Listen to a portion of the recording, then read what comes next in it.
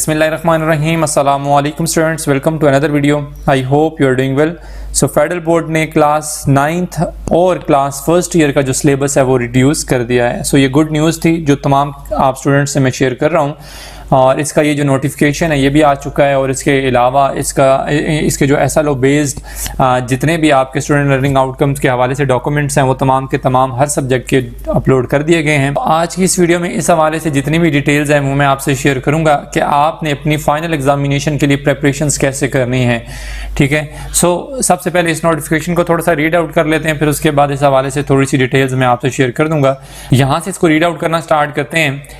Assessment frameworks, model question papers along with SLOs, alignment charts and table of specification TOS at SSC 1 and HSSC 1 levels in the subject of English compulsory, Urdu compulsory, Pakistan Studies SSC 1, Islamiyat compulsory, HSSC 1, Physics, Chemistry, Bio, Mathematics and Computer Science are hereby uploaded on FBI's website. The web link is this. Okay, जो assessment framework, जो model question papers हैं along with SLOs, वो तमाम के तमाम federal board ने website पर upload कर दिए हैं, क्लास 9th के भी और क्लास फर्स्ट ईयर के भी। ये तमाम के तमाम सब्जेक्ट्स भी यहाँ पर मेंशन है और यहाँ पर ये फेडरल बोर्ड ने लिंक भी दे दिया है। ठीक है, इस लिंक को जैसे ही आप क्लिक करेंगे, इसको ओपन करेंगे तो आपके सामने वो तमाम मॉडल पेपर्स ओपन हो जाएंगे।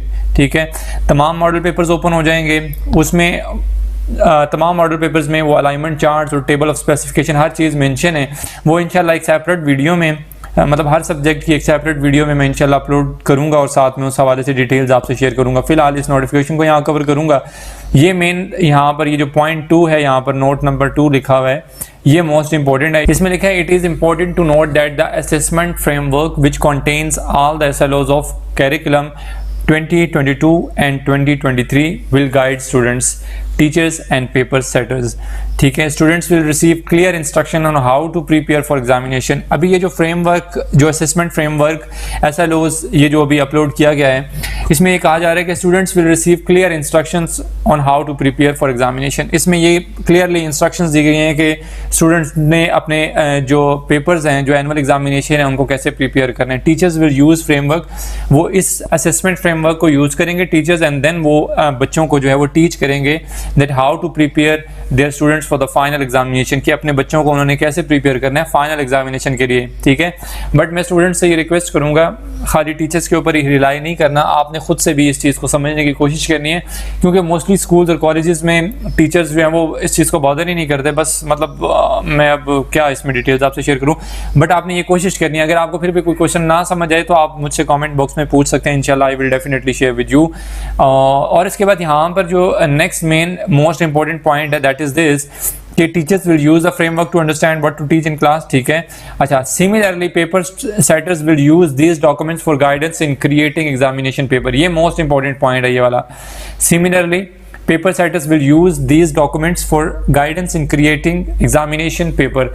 अच्छा, अब इससे पहले आपकी जो बुक्स जो हैं वो फेडरल बोर्ड की तरफ से जो बताई गई थी, जिसमें आपकी कंटैब पब्लिशर्स की या आपकी जो नेशनल बुक ऑफ फाउंडेशन है, या इसके अलावा अगर आप कोई खुद से भी कर रहे हैं, तो अब यहाँ पर ये बताया गया कि पेपर सेटर्स विल यूज, जो पेपर बनाते हैं वो इन्हीं डॉक्यूमेंट्स को यूज़ करेंगे। कौन से डॉक्यूमेंट्स? ये जो असेसमेंट फ्रेमवर्क या SLO बेस्ड जो यहाँ पर डॉक्यूमेंट्स अपलोड किए गए हैं, जिसके अकॉर्डिंगली आपने अपनी प्रेपरेशंस करनी है एग्जामिनेशन के लिए। जो पेपर सेटर्स हैं, जो पेपर बनाएंगे, वो भी इन्हीं डॉक्यूमेंट्स के अकॉर्डिंग, इन्हीं डॉक्यूमेंट्स को अपने सामने रखते हुए पेपर आपका फाइनल जो है वो बनाएंगे। It may be noted that the SLO summative assessment mentioned in the assessment framework। अच्छा, अब इसमें सुमेटिव असेसमेंट और फॉर्मेटिव असेसमेंट क्या है उस हवाले से भी डिटेल शेयर कर देता हूँ। ये मोस्ट इंपॉर्टेंट पॉइंट है इसमें भी। It may be noted that the SLOs of summative assessment mentioned in the assessment framework will be included in the final board examination. अच्छा, आपका यहाँ पर जो असेसमेंट फ्रेमवर्क के जो डॉक्यूमेंट्स यहाँ पर अपलोड किए गए हैं, उन तमाम डॉक्यूमेंट्स में मैंने अभी आपको बताया ना, टेबल ऑफ स्पेसिफिकेशन और अलाइनमेंट चार्ट, वो चार्ट बनाकर एक दे दिया गया है, उसमें कॉलम्स बने हुए हैं। ठीक है, और हर टॉपिक के आगे वो मेंशन भी है कि ये आपका समेटिव असेसमेंट है और ये आपकी फॉर्मेटिव असेसमेंट है। जो समेटिव असेसमेंट जिसके आगे भी मेंशन है वो आपके फाइनल एग्जामिनेशन के लिए इंक्लूडेड है वो टॉपिक। ठीक है, उन टॉपिक्स को आपने अच्छे से प्रिपेयर करना है। इंशाल्लाह इसमें डिटेल्स, बाकी जितनी फर्दर डिटेल्स हैं वो इंशाल्लाह मैं सेपरेट जो वीडियो सब्जेक्ट वाइज बनाऊंगा तो उनमें अपलोड करूंगा, ताकि आपको मजीद गाइडेंस गाइडेंस जो है वहां से मिल सके। ठीक है, तो सिंपली यहाँ पर ये बता रहा हूँ कि समेटिव असेसमेंट ये है कि जिस टॉपिक के आगे भी आपकी समेटिव असेसमेंट मेंशन होगी वो टॉपिक आपका फाइनल एग्जामिनेशन के लिए इंक्लूड होगा। ठीक है, अच्छा फिर आगे ये मेंशन है कि whereas the SLOs of formative assessment will not be included in the final board examination, जबकि जो आपकी फॉर्मेटिव असेसमेंट जिसके आगे भी फॉर्मेटिव असेसमेंट जिस टॉपिक के आगे भी फॉर्मेटिव असेसमेंट मेंशन होगा वो टॉपिक आपका फाइनल बोर्ड एग्जामिनेशन के लिए इंक्लूड नहीं होगा, वो आपने नहीं करना। अच्छा फिर आगे है जी however they will be a part of teaching learning activity in the classroom, जबकि फॉर्मेटिव असेसमेंट जो है वो आपका टीचिंग लर्निंग के हवाले से एक पार्ट होगा। मतलब यह है कि आपने लर्निंग पॉइंट ऑफ व्यू से फॉर्मेटिव असेसमेंट को कर लेना है क्लासरूम में, ठीक है, बट आपके फाइनल एग्जामिनेशन में फॉर्मेटिव असेसमेंट के जो टॉपिक्स हैं वो इंक्लूड नहीं होंगे, सिर्फ और सिर्फ समेटिव असेसमेंट के जो टॉपिक्स हैं वो इंक्लूड होंगे। ठीक है, बाकी फॉर्मेटिव असेसमेंट ये है कि आप देखें जब क्लासरूम में डेफिनेटली टीचर पढ़ा रहे होते हैं तो वो बेसिक्स तो उन्होंने बतानी होती है, तो आप क्लासरूम में उस चीज़ को देख लें, ठीक है, वो it is up to you. But जो मेन पॉइंट है वो ये है कि जो फॉर्मेटिव असेसमेंट है वो आपके पेपर जो फाइनल बोर्ड के एग्जामिनेशन होंगे उसमें इंक्लूड नहीं होगी। ठीक है, जबकि जो समेटिव असेसमेंट है वो आपके फाइनल बोर्ड एग्जामिनेशन में उससे रिलेटेड जितने भी टॉपिक्स होंगे वो इंक्लूड होंगे, वो आपने मेक श्योर करने हैं, वो आपने लाजमी करने हैं। ठीक है, ये क्लियर कट पॉइंट मैंने आपको बता दिया समेटिव और फॉर्मेटिव असेसमेंट का जो डिफरेंशिएट यहाँ पर था। लास्ट यहाँ पर थर्ड जो नोट है, it is reiterated that the examinations of all above mentioned subjects will be based on student learning outcomes, ठीक है, given in the respective curriculum assessment framework instead of text books. ठीक है, अच्छा यहाँ पर simply यहाँ पर उन्होंने लिख दिया है कि ये जो अभी आपको फ्रेमवर्क दे दिया गया, जो असेसमेंट फ्रेमवर्क दे दिया गया है, आपको जो फाइनल एग्जामिनेशन है वो यहाँ से ही होगा। ठीक है, टोटली इसी के ऊपर बेस्ड कर रहे इंस्टेड ऑफ टेक्स्ट बुक्स, यानी कि जो आपको टेक्स्ट आप किसी भी स्पेसिफिक किसी बुक से आपका पेपर नहीं बनाया जाएगा, सिंपली ये है।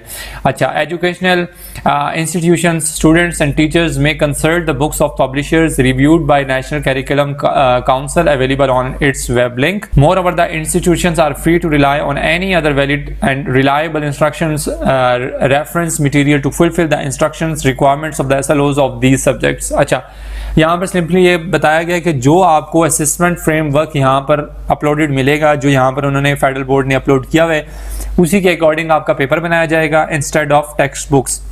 फेडरल बोर्ड ने लास्ट टाइम जो भी बुक्स बताई गई थी फेडरल बोर्ड की तरफ से कि ये जो रेफरेंस बुक्स हैं फेडरल बोर्ड ने जो बताई थी, जिसमें कंटाब और नेशनल बुक फाउंडेशन की बुक्स थी, कि इनको आपने यूज़ करने।